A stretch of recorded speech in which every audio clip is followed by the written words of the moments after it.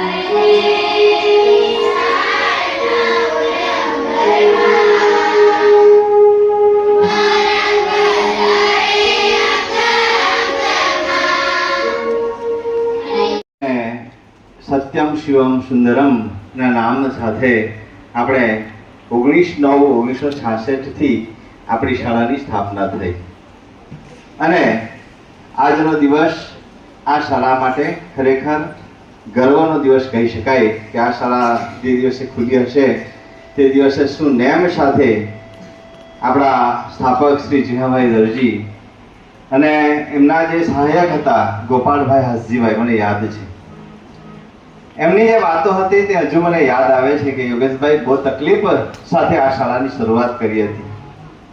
આ કેમ્પસમાં પાણી પણ નહોતું, એવી પરિસ્થિતિ।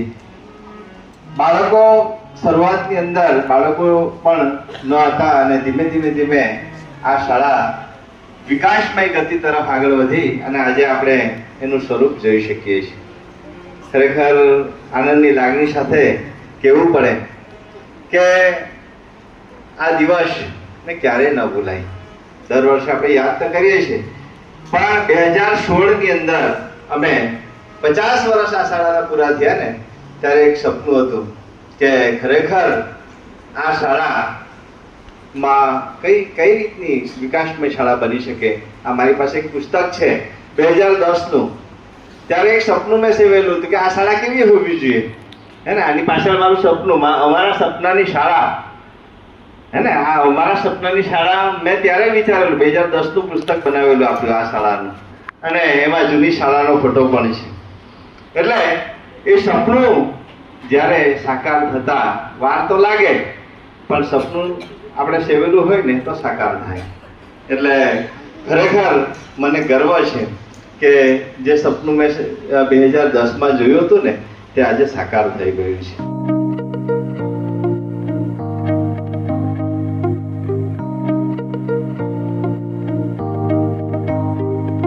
યાદો પણ અપાવી છે, બરાબર ને? કે શરૂઆતની અંદર આપણે જ્યારે શાળામાં નાના હતા અને પગ પકડીને હાથ પકડીને પેલા લટકાવી શાળા સુધી પહોંચાડતા, એ શાળાનો જ્યારે જન્મ ઉદય જ આપણો અહીંથી થયો છે.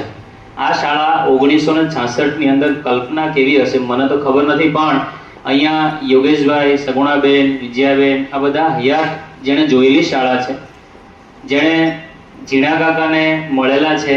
આ જ્યારે શાળાઓ જ્યારે ધમધમતી હતી ત્યાં કદાચ ભૌતિક સુવિધા ઓછી હશે, પણ જ્યારે સંસ્કારોનું જે સિંચન કરતી હતી એ શાળાની કલ્પના આજે આપણે ખરેખર લાઈવ નિહાળી શકીએ છીએ.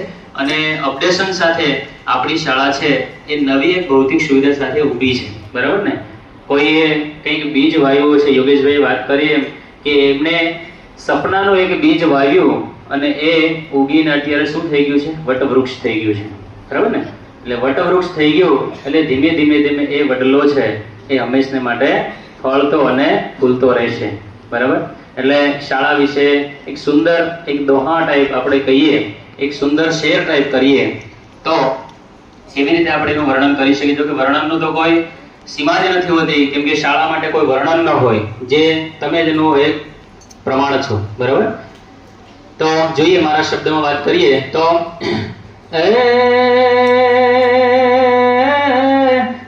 જ્યાં વિદ્યા અને વિનયથી શોભતી અને એવી શાળા છે સુંદર મારી, જ્યાં સંસ્કારના સુરે શોભનારી, એવી સુંદર શાળા છે મારી. સંસ્કાર, વિદ્યા, વિનય આ તમામથી શોભનારી આપણી શાળા હંમેશને માટે અડીખમ રહી છે અને હંમેશને માટે અડીખમ રહેવાની. અહીંયા શિક્ષક મિત્રો આવે, ભવિષ્યમાં જાય, નવા શિક્ષક મિત્રો આવે, તમારા જેવા વિદ્યાર્થીઓ આવે, તમારા જેવા વિદ્યાર્થીઓ જાય, એમ કરતા કરતા આ વડલો છે, વડનું આ ઝાડ છે હંમેશને માટે મોટું થવાનું, બરાબર? ચાલો, તમે બધા નસીબદાર છો કે આવી શાળાની અંદર અહીંયા જન્મની સાથે, આ શાળાના જન્મ સાથે આપણે ઉજવણીમાં સૌ જોડાયા છે. તો હવે સમય નહીં લઈએ, આપણે આજે હું તમને વક્તૃત્વ બોલી સંભળાવીશ. મારા વક્તૃત્વનું નામ છે જો હું વડાપ્રધાન હોઉં તો. આ એક ખૂબ જ સુંદર, આ એક ખૂબ જ રસા અને કલ્પનાશીલ છે. આજે હું તમને હિન્દીમાં વક્તૃત્વ કહીશ. મારા वक्तृत्व नाम है पुस्तक हमारे मित्र। जीवन में मित्र का बहुत महत्व है। मित्र हमें सुख दुख में साथ देता है। मित्र हमारी भला करता है। पुस्तक भी मित्र की तरह काम करती है। वह हमें ज्ञान देती है, वह हमें भले बुरे रास्ते का अंतर बताती है, वो हमें ज्ञान देती है और वो हमें सीख देती है। पुस्तक से प्रेम करने वालों को कभी अकेलापन महसूस नहीं होता। ભાઈ ચૌધરી, હું ધોરણ 8માં અભ્યાસ કરું છું। આજે હું તમને ઇંગ્લિશમાં વક્તૃત્વ બોલી સંભળાવીશ। મારું વક્તૃત્વનું નામ છે solar energy. In your science books you have solar energy. Do you know what is solar energy? ભાઈ ચૌધરી, મેં 7મા ધોરણમાં અભ્યાસ કરું છું। આજે હું તમને વક્તૃત્વ કહીશ। મારા વક્તૃત્વનું નામ છે પુસ્તક हमारे मित्र। पुस्तक मेरा बहुत अच्छा दोस्त है। उनकी संगत से मैंने बहुत कुछ सीखा है। હરીશભાઈ ચૌધરી, ધોરણ 7માં અભ્યાસ કરું છું। આજે હું તમને અંગ્રેજીમાં માય સ્કૂલ નિબંધ કહીશ। My school, my classroom in the second floor of the school building, and my school and my class in the beautiful.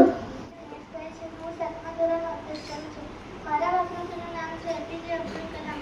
મિસાઇલમેન તરીકે જાણીતા આપણા ભારતના મહાન વૈજ્ઞાનિક ડૉક્ટર અબ્દુલ કલામનો જન્મ 15 ઓક્ટોબર 1931ના રોજ દક્ષિણ ભારતના રામેશ્વરમ શીખના એક ગરીબ કુટુંબમાં થયો હતો. તેમનું પૂરું નામ અહુદ ફિકર જૈનુલ્લાહ, જેનું પુત્રી અબ્દુલ કલામ છે. પરંતુ તેઓ એપીજે અબ્દુલ કલામ અથવા કલામ નામથી જાણીતા છે. આજનો મારો विषय है समय का महत्व। मानव जीवन में समय का बहुत महत्व है। समय बहुत कीमती चीज है। समय किसी की प्रतीक्षा नहीं करता, वह आता है और चला जाता है। हमें अपने सभी काम समय पर करने चाहिए। समय का महत्व समझने वाला व्यक्ति जीवन में सफल होता है। समय का महत्व जो इंसान सीख गया वही जीवन में सफलता प्राप्त करता है। हमें सदैव समय का सदुपयोग करना चाहिए। महान लोगों ने समय का सही उपयोग किया है, इसीलिए वह लोग महान बने हैं। प्रत्येक विद्यार्थियों को अपने समय का अच्छे कार्य में उपयोग करना चाहिए। टाइम इज मनी એટલે કે સમય એ પૈસો છે. અસ્તુ. હું ધોરણ 6માં ભણું છું. આજે હું તમને વક્તૃત્વ બોલી સંભળાવીશ. કોઈ પણ કાર્યમાં સફળતા મેળવવા માટે પરિશ્રમ કરવો જરૂરી છે. આજે હું તમને વક્તૃત્વ બોલી સંભળાવીશ. મારા વક્तृत्व नाम है पुस्तक हमारा मित्र। जीवन में मित्र का बहुत महत्व है। मित्र हमें सुख दुख में साथ देते हैं, वह हमारी भलाई करते हैं। पुस्तक मित्र की तरह ही काम करती है, वह हमें ज्ञान देती है और धीरज देती है और हिम्मत बताती है। जो पुस्तक से प्यार करने वाले कभी अकेलापन अनुभव कर नहीं पाते।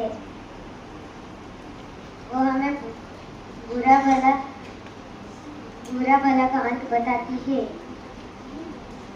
वो हम कुमार बहादुर बायगामी। હું ધોરણ 4માં ભણું છું. મારા વક્તૃત્વનું નામ છે મારી શાળાનું નામ વિનોબા સોસા આવેલું છે. તે ડોલવણ તાલુકામાં આવેલું છે. આજે મારી શાળાનો સ્થાપના દિવસ છે. મારી શાળાના નમસ્કાર, મારું નામ સોલંકી ભરતા ભરતકુમાર.